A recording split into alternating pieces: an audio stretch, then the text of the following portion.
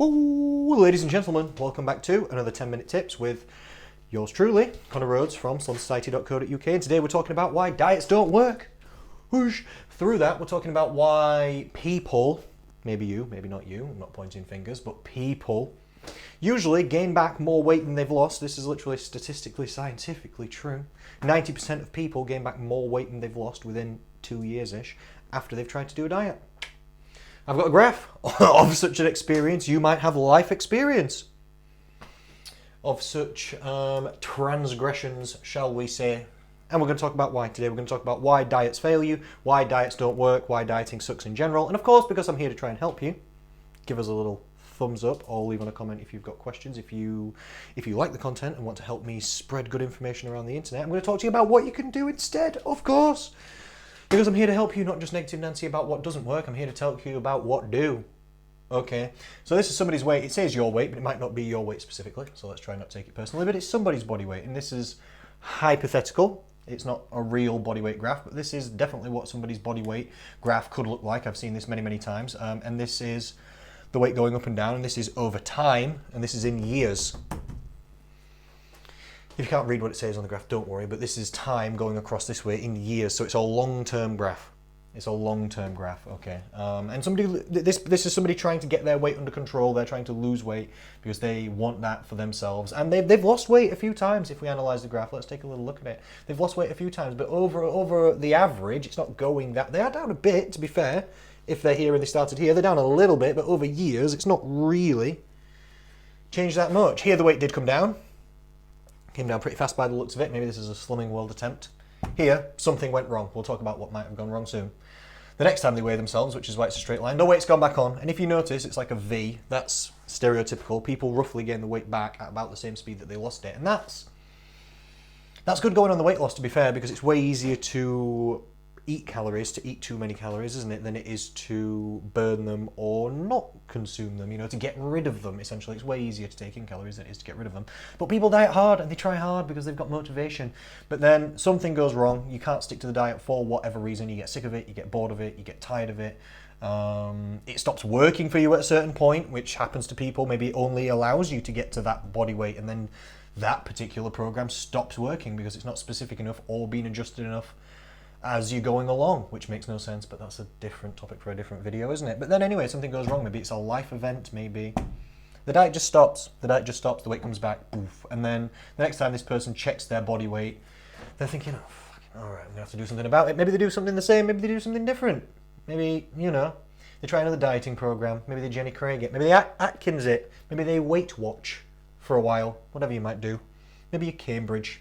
Maybe you're somewhere else, But you do something and the weight comes down a bit, but eventually, of course, you can't stick to it forever. You're not a dieting robot, are you? You're an actual person. Then the weight comes back, and then you try something else, and then the weight goes back, and it just goes on, and on, and on, and on. Ping pong with your physical and mental health, doesn't it? And it's a really tough time for people. This is yo-yo dieting, isn't it? But it's not really yo-yo dieting, because as you can see, the weight's actually climbing. Because that's actually what would happen to somebody. Because again, it's easier to eat too many calories than it is to get rid of them, isn't it? So this just goes on and on and on and on and on and on and on. And it reminds me of a conversation that I had this morning, literally, with a lady that joined Slim Society. And she'd been back and forth to Slimming World. And she told me that they said to her, Slimming World, it's not a diet, it's a lifestyle change. Which, I mean, it is a diet, but okay, they're all for positivity, aren't they? And yeah, they're right. They're not wrong, it does have to be a lifestyle change, because this is what happens if the dieting method that you choose, and this is what we're talking about today, coming around to some sort of summary on the video here. If the dieting method that you choose, if you can't stick to it, the weight comes back, doesn't it? Because here you try and stick to a dieting method, here you go back to normal, don't you?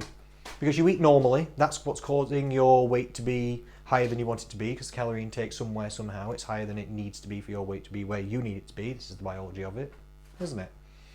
So you've got your normal diet, but that's what's getting you to where you don't want to be. And then you've got your fat loss diet. You do some Slimming World. And then when you can't stick to Slimming World, what do? You only know 2 ways of eating. You know what you normally do and what Slimming World told you to do. And you can't do what Slimming World tell you to do. That's not working at the minute, so you go back to normal. So then the weight comes back, and then you either try the same one again, or you try somebody else's plan of low calorie eating or supplements or whatever they give you, keto, whatever they give you, and you try that for a while until you can't stick to it forever, and then you go back to normal, and that's what makes the weight. Then you try a different one, or maybe we try the same one. It just goes on and on and on and on and on. And it never really gets anybody anywhere. Slowly over time, 90% of people actually gain weight slowly over time, on average at the tune of about £1 per year. Or something like this, in the UK anyway. So what are we going to do? Anyway, ladies and gentlemen, what are we going to do about this? I want you to stop all of this. I want you to stop all of this dieting business, joining these stereotypical fad diets over and over again. Try the next one. Oh, I wonder if I'll be able to stick to that one. Oh, a new shiny one. Oh, let's try it. Oh, my friend at work's over on this. Stop this. It does work for some people. Like if you go to Slimming World. Maybe, okay, you can stick to their eating plan. Maybe you can. But it's just stabbing in the dark, isn't it? It's just potluck. Try a different one. You try this person's plan, that person's plan.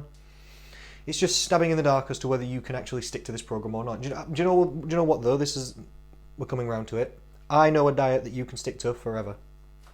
I'm not even kidding. I know a diet that you can stick to forever. It's your normal diet. Isn't it? It's this one that's happening at these times when the weight's going up. The normal diet makes the weight go up. I understand. Okay, but you like the normal diet, don't you? You know the stuff you normally eat. Yeah, I know that's what's making your weight higher than you want it to be. But your normal diet, it's full of the foods that you like, isn't it? It's got the takeaways that you like, the drinks that you like. You go to the restaurants you like, you have the breakfast that you fancy. Don't you? You like it. There's only one problem with it. It's making your weight too high, isn't it? And what's that to do with? Did you think we were going to get through one of these videos without mentioning calories at least once? Come on now. You don't know who you're dealing with. It's just that the calories are too high. There's nothing else wrong with it. You can eat the foods that you want at the times of day that you want, in the order that you want. Shop where you want to shop. I like co-op. I don't know what you like. You can carry on. None of that matters. It's just the calorie intake's too high. So then why, when you're dieting, pray tell, please answer me this, leave on a comment, give a thumbs up if you like the content. Why, pray tell, when you try and lose weight, do you stop all that and you stop eating all the stuff that you actually like and enjoy, and then you go try and follow some stupid plan that somebody else who doesn't even know you has laid out? Like at Slimming World, they all sit in a circle and everybody eats the same. Well, we try. You can come and eat like us if you want. Yeah, and you can go try, see if it works. Perhaps not though. Not for most people statistically, literally.